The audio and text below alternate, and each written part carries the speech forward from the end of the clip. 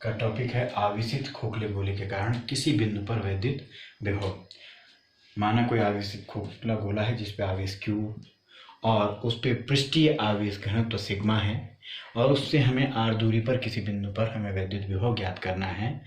तो इसमें तीन स्थितियां हो सकती हैं, या तो वो बिंदु बाह्य बिंदु हो, या फिर उस पृष्ठ के ऊपर हो, या पृष्ठ के अंदर मतलब खोखले गोले के अंदर हो। तो सबसे पहले हम जो बाह्य बिंदु है उस पर ज्ञात करना चाहेंगे। तो उसके लिए हमें पता है, हमने पहले वैद्युत विभव जब हमने पढ़ा उसकी डेफिनेशन के हिसाब से भी किसी भी बिंदु पर हम कैसे निकाल सकते हैं, इस फॉर्मूले से निकाल सकते हैं कि ऋणात्मक रैखिक इंटीग्रल वैद्युत क्षेत्र का यदि निकाला जाए तो उससे भी हम वैद्युत विभव निकाल सकते हैं। इस स्थिति में हमें पहले क्या चाहिए, E का मान चाहिए। तो E इस बिंदु पर यदि E की बात करें तो आएगा 1/4πε0। E मतलब वैद्युत क्षेत्र, Q आवेश हो गया, और जो यहाँ से दूरी है वो R है, तो ये हो जाएगा R²। तो V, और इस मान को हम यहाँ रखें। देखिए, क्योंकि हमें वैद्युत विभव उस बिंदु पर निकालना है, तो वैद्युत विभव की परिभाषा क्या है कि एकांक परीक्षण धनावेश को अनंत से उस बिंदु तक लाने में, अनंत और वो बिंदु कितनी दूरी पे है, R। तो हम डेफिनेट इंटीग्रल बनाएंगे इसको 1/4πε0 Q R², और यहाँ पे आ जाएगा हमारा dr माइनस जो चीज़ें कांस्टेंट या नियतांक हम कहें वो बाहर आ जाएंगे, और अंदर रहेगा infinity to R 1/r² dr minus Q/4πε0। हमने इससे पहले 1/x² का पिछले जो हमने टॉपिक था उसमें किया था इंटीग्रेशन, आपको समझाया था। तो इसका जो इंटीग्रेशन आएगा वो आएगा 1/- और इन्फिनिटी टू R, माइनस से माइनस कैंसिल हो जाएगा, तो ये आएगा 1/4πε0 Q/R। मतलब ये है कि किसी खोखले गोले के कारण R दूरी पर स्थित बिंदु पर वैद्युत विभव इतना आएगा। लेकिन यदि वो बाह्य बिंदु पर है तो जो हमारा खोखला गोला वो किसकी तरह व्यवहार करेगा, एक बिंदु आवेश की तरह, क्योंकि हमने इससे पहले किया है कि बिंदु आवेश के कारण किसी बिंदु पर वैद्युत विभव, तो ये उसकी तरह है, तो बिंदु आवेश की तरह व्यवहार। अब यदि जो बिंदु है वो खोखले गोले के पृष्ठ पर है, तब क्या स्थितियां होती हैं कि हमारे पास वही V माइनस E.dr प्रक्रिया सेम होगी। यहाँ पे इन्फिनिटी टू, अब R के बराबर है, क्योंकि बिंदु पे है तो R बराबर कितना हो जाएगा, R हो जाएगा।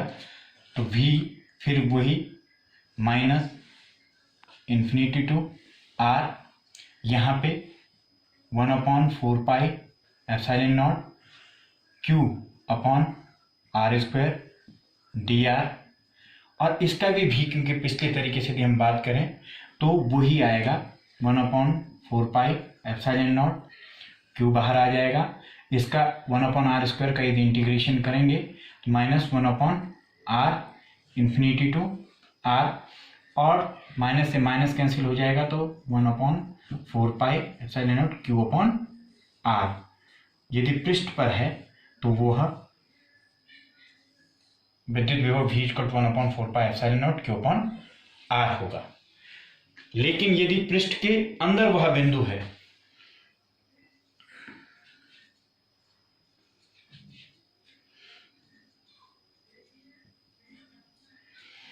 तब क्या स्थिति होगी, यही फॉर्मूला हम उसका दोबारा यूज करेंगे कि V जो हमारा निकलेगा, लेकिन अब दो प्रक्रियाओं में अलग अलग होगा।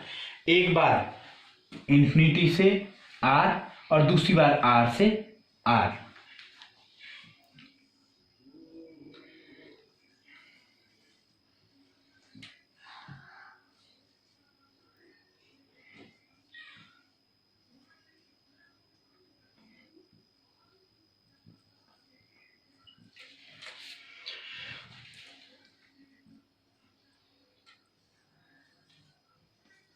ई विद्युत क्षेत्र वही होगा 1/4πε0 Q बाई आर स्क्वायर। यदि हम इसको लिखें, इसको मैंने dr लिख दिया है ये बदल के, क्योंकि यहाँ पे जो r था वो हमारा क्या था, r इसके बराबर था, तो इसलिए हमने इसको कैपिटल में ही इसको डिनोट कर दिया है, कोई दिक्कत नहीं है।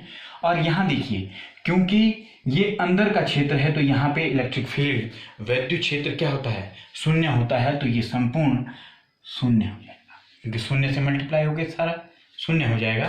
तो हमारे पास इससे वही आएगा 1/4πε0 Q, और इसका integration 1/r infinity to r और 1/4πε0 Q/r।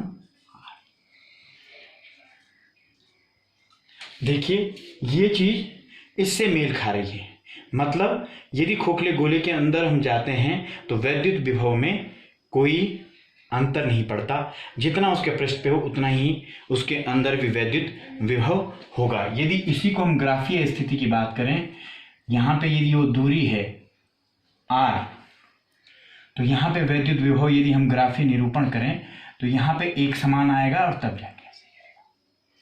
जबकि यही विद्युत क्षेत्र की बात करें तो यहाँ पे यदि खोखले गोले की बात करें तो यहाँ पे तो इस तरीके से जाएगा और यहाँ पे क्या होगा, E बराबर 0 होता है। ये आप विभव के लिए कर सकते हैं और ये विद्युत क्षेत्र के लिए कर सकते हैं ग्राफीय निरूपण, जिससे आप समझ सकें कि जैसे जैसे दूर जाएंगे वैसे वैसे कमी आएगी और जैसे उसके अंदर जाएंगे तो एक समान रहेगा। यहाँ विद्युत क्षेत्र शून्य हो जाएगा और जैसे जैसे दूर जाएंगे विद्युत क्षेत्र कम होता जाएगा।